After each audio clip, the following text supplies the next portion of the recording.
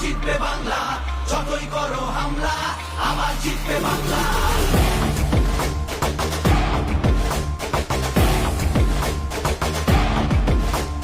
যতই করো হামলা আবার জিতবে বাংলা, যতই করো হামলা।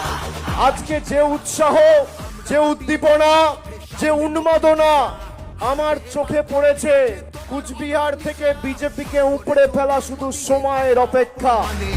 লড়াই হলে জবাব দিতে এই বাংলাও জানে। থাকবে খোলা উন্নয়নের জানলা।